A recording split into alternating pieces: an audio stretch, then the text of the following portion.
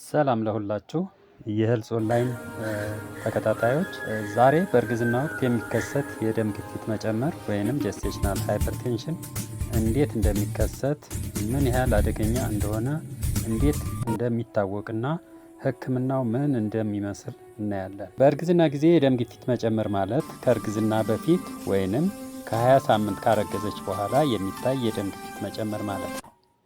በወቅቱ ክትትልና ሕክምና ካላገኘ ይህ በሽታ በእናትየዋ ወይንም በጽንሱ ላይ አደገኛ ሁኔታ ሊያስከትል የሚችል በሽታ ነው። በእርግዝና ጊዜ የሚታዩ የደም ግፊት አይነቶች በአራት ይከፈላሉ። እነሱም አንደኛው ክሮኒክ ሃይፐርቴንሽን ይባላል። ክሮኒክ ሃይፐርቴንሽን ማለት ከእርግዝና በፊት ወይንም ከ20 ሳምንት የእርግዝና እድሜ በፊት የሚታይ ከፍተኛ የደም ግፊት ማለት ነው። ሁለተኛው ጀስቴሽናል ሃይፐርቴንሽን፣ ይህ ከ20 ሳምንት እናትየዋ ካረገዘች ከ20 ሳምንት በኋላ የሚታይ የደም ግፊት መጨመር ማለት ሲሆን ፕሮቲን ዩሪያ ካሌለው ጀስቴሽናል ሃይፐርቴንሽን ይባላል። ሶስተኛው ፕሪክላምሻ ይባላል። ፕሪክላምሻ ጀስቴሽናል ሃይፐርቴንሽን የፕሮቲን መጠን ከአንድ ጀምሮ የሚከሰት ከሆነ ይሄ ፕሪክላምሻ ይባላል። አራተኛው ፕሪክላምሻ በከፍተኛ ሁኔታ ሳይታከም ከቆየ እድገት እያሳየ ወደ ኢክላምሻ ይሄድና ኢክላምሻ የምንለው እንግዲህ ፕሪክላምሻ ሲደመር ሲጀር ወይንም ደግሞ ራስ መሳት ሲጨመርበት ኢክላምሻ ይባላል ማለት ነው።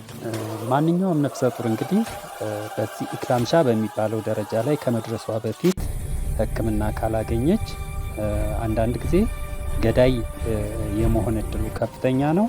ሌላው ነገር በህይወት እንኳን ሊተርፉ ፓራላይሲስ የማምጣት በአንድ አካል የመንቀሳቀስ ችግር የመፍጠር እድሉ ከፍተኛ ነው። ሌላው ጽንሱ ሆድ ውስጥ የመጥፋት እድሉ በጣም ከፍ ያለ ስለሆነ ኢክላምሻ ከመድረሷ በፊት ማንኛውም ነፍሰ ጡር ሕክምና ብታገኝ ይመረጣል ማለት ነው። የደም ግፊት መጨመር ዋና ዋና ምክንያቶች ተብለው የሚዘረዘሩት አሉ። ከነዚህም ውስጥ የመጀመሪያ እርግዝና እያረገዘች ከሆነ የመከሰት እድሉ ከፍተኛ ነው ተብሎ ይታሰባል፣ እንግዲህ ጥናቶች በሚያመለክቱት መሰረት። ሁለተኛው ከአንድ ልጅ በላይ ያረገዘች ከሆነ ይህ ማለት ሁለት ወይም መንታ ወይም ሶስት ልታረግዝ ትችላለች። I feel so blessed to be here today, sharing this moment with you all. ግፊት ሊያመጣ ይችላል ተብሎ ይታሰባል። ከመጠን በላይ I feel so blessed to be here today, sharing this moment with you all. እንደ ምክንያት የሚጠቀስ ነው። የኩላሊት ችግር ካለ፣ ሌላው ከ18 ዓመት በታች ወይንም ደግሞ ከ35 በላይ እድሜ ያላቸው እናቶች የመጀመሪያቸውን በሚያረግዙበት ጊዜ መከሰት እድሉ ከፍተኛ ነው። እንዲሁም በቤተሰብ ውስጥ የደም ግፊት ካላቸው ከእናት ወይም ከአባት ወደ ልጅ የመተላለፍ እድል አለው። የእንግዲህ ልጅ ከመጠን በላይ ማደግ እንዲሁ ፕላሴንታ የምንለው ነገር ከመጠን በላይ ማደግ ግፊትን ሊያመጣ ይችላል ተብሎ ይታሰባል።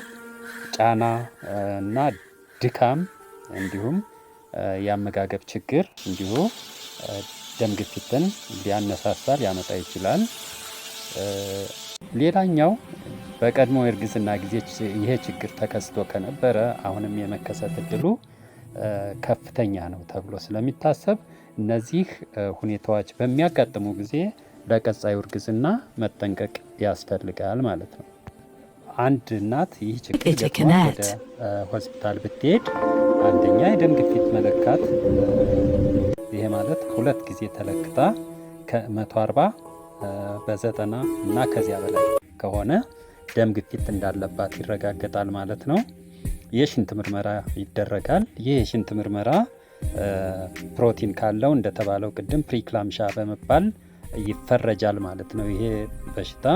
ሌላኛው የደም ምርመራ ይደረግላታል። የኩላሊት ምርመራ ይደረጋል። የጉበት ኢንዛይም ምርመራ ይደረጋል። የፕሌትሌት መጠን ማወቅ ቁጥር ማወቅ ምርመራ ይደረጋል። የጽንስ ምርመራ እንደ ቅድም እንዳልነው ከአንድ በላይ አርግዛለች የሚለው ይመረመራል። የአልትራሳውንድ ህፃን እድገት ምርመራ እንደ ቅድም ያለው የፕላሴንታ ወይም የእንግዲህ ልጅ እድገቱ ምን ያህል ነው የሚለው ቸክ ይደረጋል።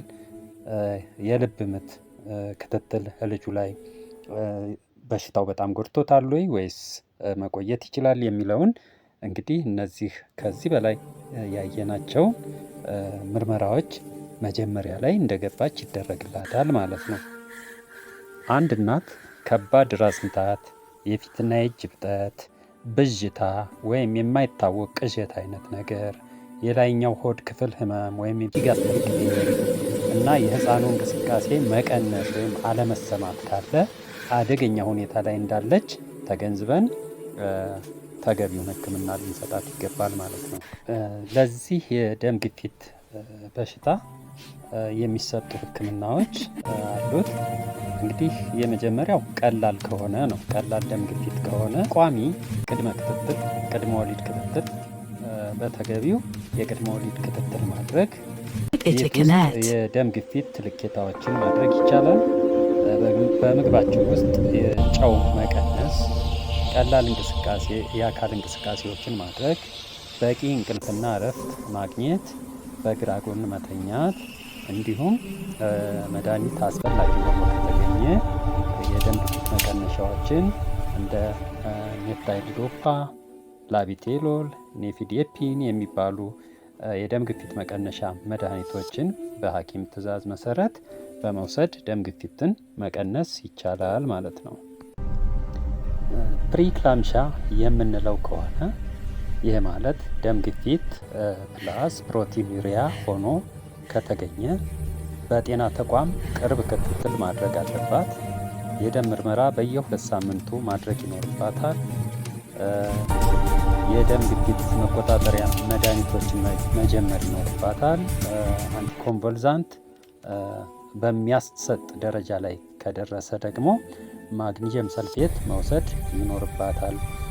አርሊ ፕሬግናንት ወይንም በመጀመሪያዎቹ የእርግዝና ወራት አካባቢ ከሆነች ስቴሮይድስ፣ ይህ ማለት የሳምባ ማጠንከሪያ ወይንም ልጁ እንዲያድግ ሆድ ውስጥ እንዲቆይ ለማድረግ ስቴሮይድስ መውሰድ ይኖርባታል ማለት ነው። አዲስ የሆናችሁ ሰብስክራይብ አድርጋችሁ ተቀላቀሉን። እናመሰግናለን።